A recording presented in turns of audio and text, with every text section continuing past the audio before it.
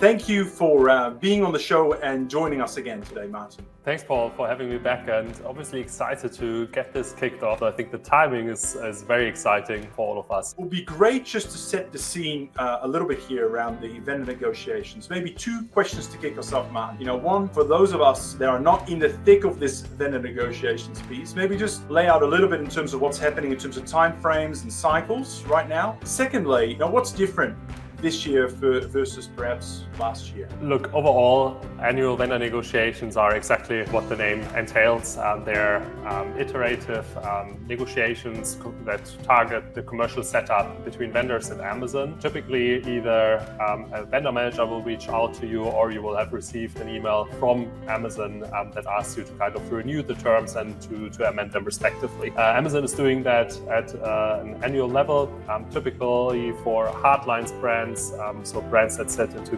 categories like toys or, for example, also consumer electronics.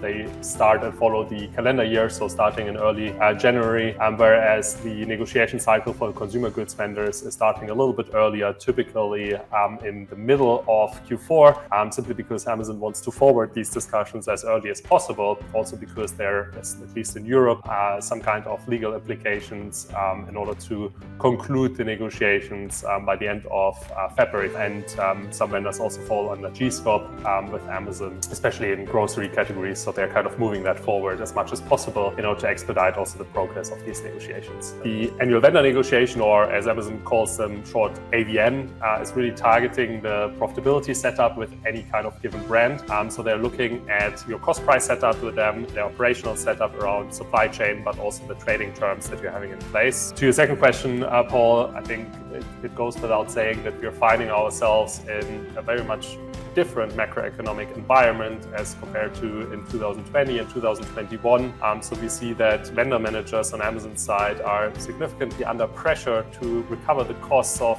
specifically the inflation unfolding that also materialize across the entire value and supply chain. FBA price is up by 5%, and we can expect that vendor managers are kind of tasked to recover this cost increase that they've incurred internally for all of these aspects, as well with vendors this year. Vendor managers, what do you see? What's on their agenda for this year, 2023, next 12 months? It's an interesting one because right now it is shifted more towards the profitability side of things. Now, going into the next year, what we will see is that, of course, inflation is not going to go away anytime soon.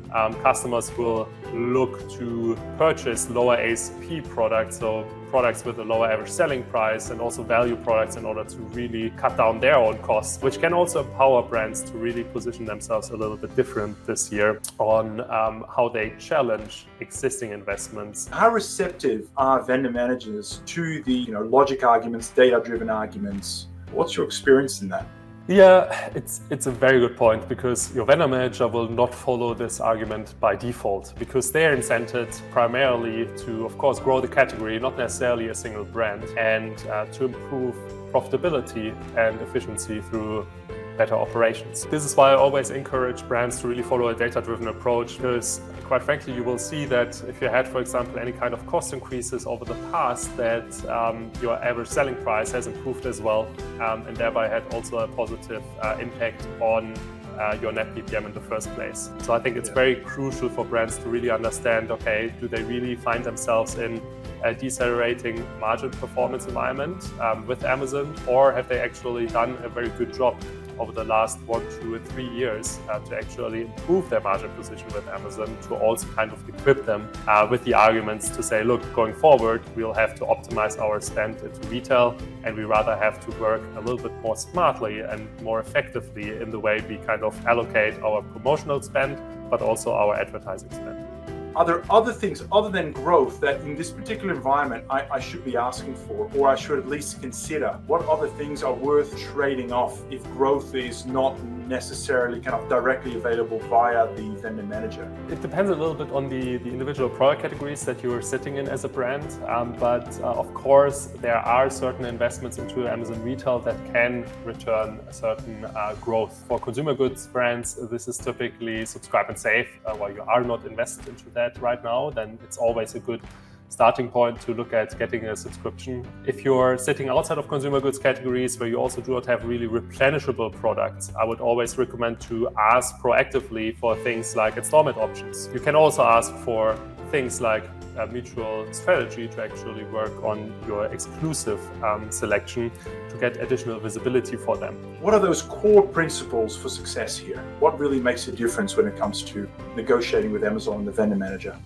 In order to really understand whether this makes sense or whether they're just kind of misinterpreting your data, it is very important that you also adopt a data-driven approach yourself. So you should certainly spend an extensive amount of time to prepare your annual terms negotiations with Amazon yourself. So bring your own data, create your own data story, and also make sure that you present it to Amazon already in the kickoff meeting to kind of anchor their minds on where you are willing to invest and where you are also not willing to invest and increase your exposure towards investments even further. And here it is very important that you also just like sit back, you are not shocked, you fix all of the issues up front before you kind of ensure that you're entertaining any investment ask, and you also ask back. So if anything is unclear or Amazon is not bringing forward the right kind of data for you to make a proper investment evaluation, then request that, be very clear around what you require from them in order to evaluate the trade term investments that they are proposing. Yeah. Communicate it to Amazon and anchor them yourself. How do you think about working through managing and ideally getting cost price increases through with Amazon in this current climate and environment?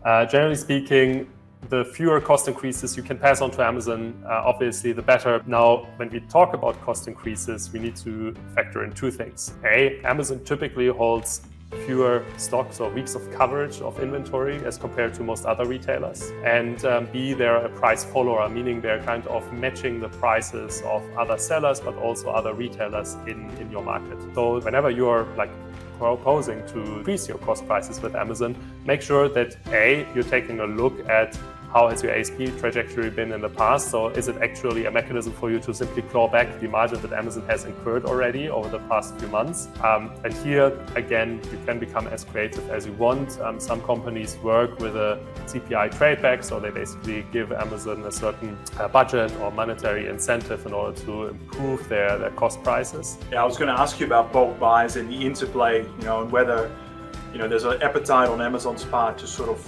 buy up on the lower priced inventory. Is that common across most categories, or is it really done on an exception basis? It is done by default, and it's part of the playbook of vendor managers and also ABS brand specialists. They call it internally an opportunity to purchase the product at the old cost. So it's important that you monitor that and that you make that also part of an active discussion with your vendor manager whenever it comes to a CPI discussion. And again, try to kind of consolidate these as much as possible. If you can, make them part of your annual vendor negotiation. And then you also see that there will be more flexibility to kind of push or at least stage these cost increases into more reasonable requests from Amazon in return. We've got some questions that are starting to flow in.